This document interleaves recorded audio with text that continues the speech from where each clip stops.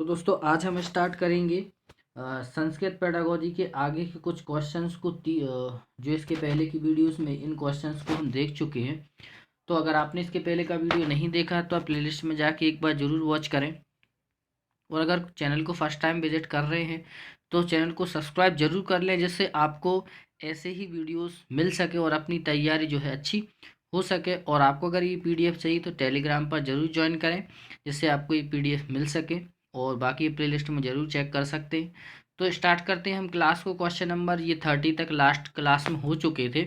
आगे देखते हैं क्वेश्चन नंबर 31 से क्या लिखा है। व्यास विराचितम गणेश लिखितम इति किम काव्यम अधिकृत प्रसिद्धम। यानी जो व्यास जी थे उनने गणेश जी के ऊपर लिखित एक काव्य लिखा था, वो कौन सा है। क्या रामायण है, रघुवंशम है, भागवतम है या महाभारतम है। तो जो राइट आंसर है वो होगा महाभारत। आप सभी को पता है व्यास जी ने गणेश जी के द्वारा लिखित जो है महाभारत लिखा था। आगे तर्क संघर्ष प्रणेता कहा, यानी तर्क जो संग्रह है उसकी प्रणेता कौन है।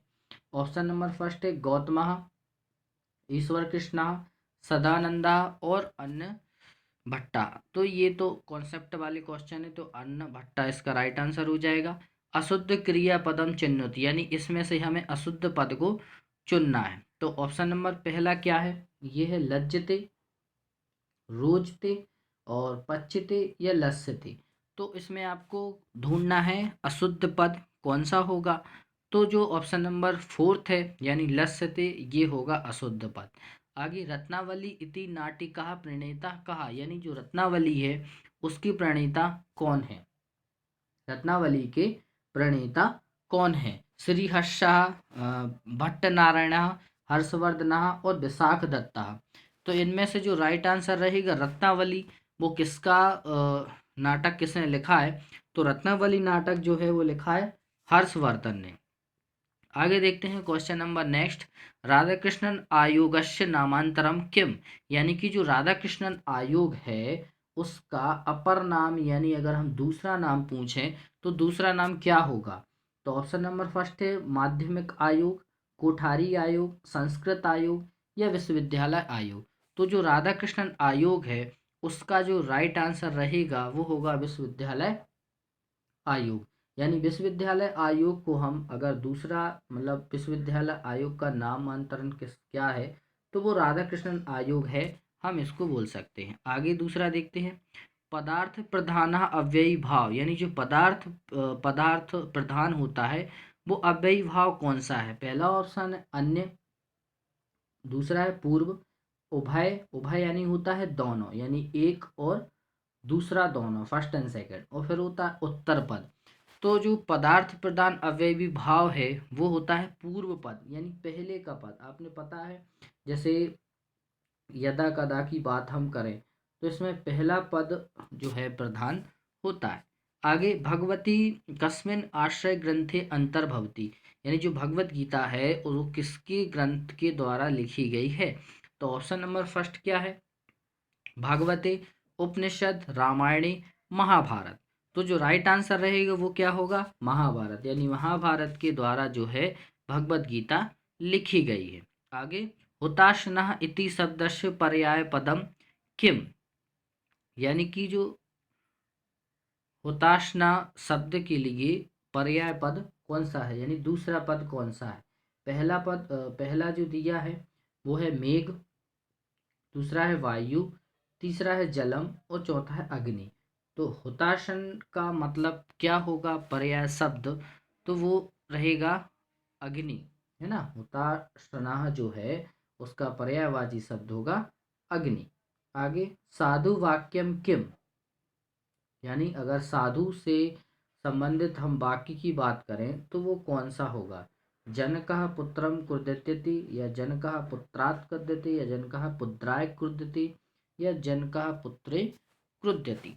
तो उसका जो उत्तर रहेगा वो होगा ऑप्शन नंबर तीसरा, जनकः पुत्राय कुर्दति। आगे पंच लक्षणम इति आहूयते, यानी कि पंच लक्षण जो है वो किससे संबंधित होता है। पहला होता है पुराण, दूसरा है वेद, वेद तो 4 होते हैं, फिर उपनिषद या वेदांग अंग। तो राइट आंसर क्या होगा? पुराण। पुराण से रिलेटेड जो है वो 5 पद आपने कभी देखे होंगे। आगे, प्राचीनतमः वेदः कहा, यानी सबसे प्राचीन वेद कौन सा है? ऑप्शन नंबर पहला है अर्थवेद, सामवेद, ऋग्वेद या यजुर्वेद। तो सबसे पुराना जो वेद हमें बताना है, तो सबसे पुराना वेद कौन सा हो सकता है? तो वो होगा ऑप्शन नंबर तीसरा, ऋग्वेद सबसे पुराना वेद होता है। आगे, नास्तिक दर्शनेशु अयम अन्यतम, यानी जो नास्तिक होता है वो किससे दर्शन से रिलेटेड होता है? तो पहला होता है योग, सांख्यायम, जैन या मीमांसा। तो नास्तिक की अगर हम बात करें तो नास्तिक कभी भी ईश्वर पर विश्वास, है ना, नहीं करता है। तो नास्तिक दर्शनेशु का आंसर है जो होगा जैन। ठीक है। आगे, विद्यमान इत्यत्र प्रत्यय कहा, यानी विद्यमान जो है उसमें प्रत्यय कौन सा लगा है हमें ये बताना है। ठीक है।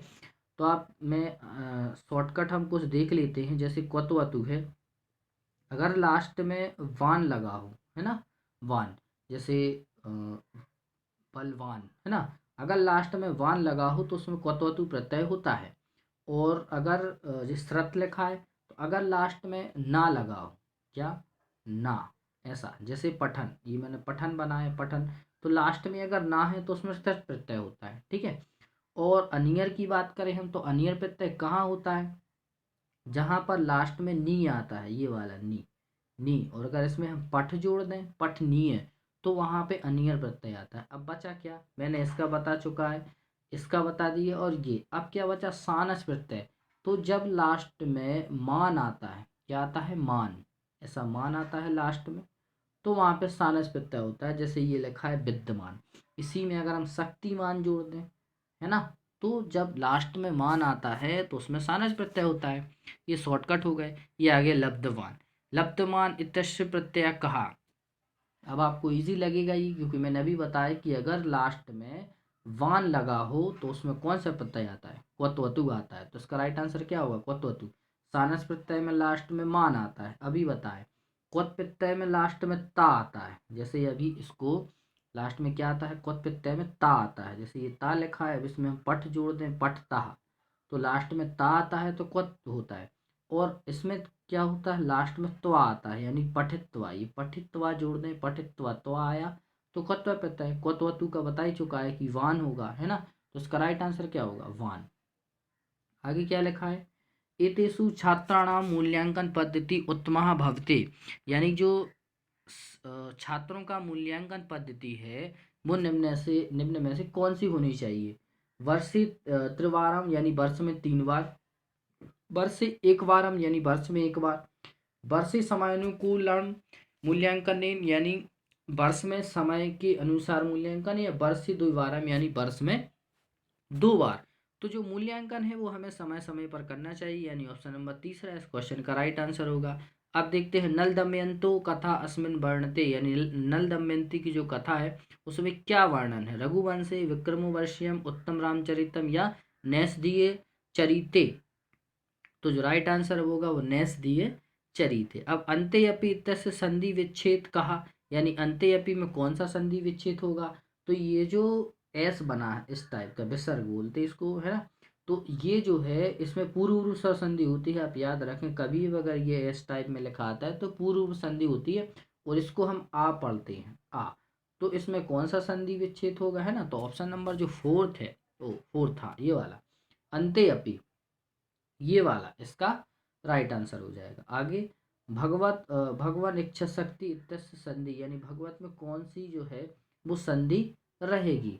तो ऑप्शन नंबर है ये जस्थ संधि, चर्तवा संधि, और सुष्टवा संधि, और श्रुतवा संधि। जो right answer option number fourth हो जाएगा, श्रुतवा संधि, जो दीर्घ स्वर संधि के अंतर्गत आता है। आदर्शवाद दार्शनिक अयम, यानी आदर्शवाद के लिए दार्शनिक क्या है?